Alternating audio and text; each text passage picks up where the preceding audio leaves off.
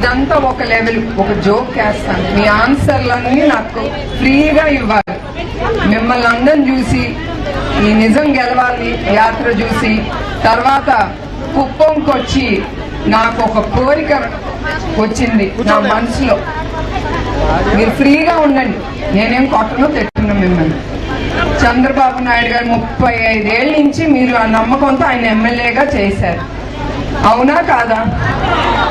ఇప్పుడు నాకు ఒక కోరిక కలిగింది, ఆయన్ని కొంచెం రెస్ట్ తీసుకోమని నేను నించుందాం అనుకుంటున్నాను.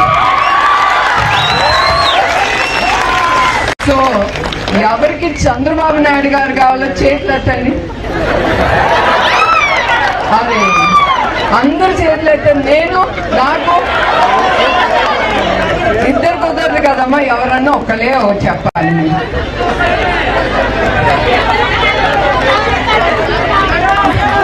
నేను ఇది ఊరికనే అంటున్నాను, నేను ఏది చేసినా నా మనసుకి తోసేది నేను చేస్తాను.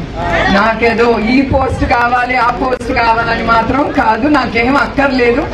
మా ఆయన నన్ను బాగా చూసుకుంటారు, నేను చాలా సంతోషంగా ఉన్నాను. నా కంపెనీలో ఇట్లా మిమ్మల్ని అందరినీ తప్పకుండా కలుసుకుని నేను సంతోషిస్తాను. ఇది ఊరికి ఒక జోక్ కింద, ఎప్పుడు సీరియస్ గా మాట్లాడితే బాగోదు కదా, అది ఒక లైటర్ మూమెంట్. ఇది నిజం అనుకోపాకండి, ఆయనే ఉంటారు మీకు ఎప్పుడు.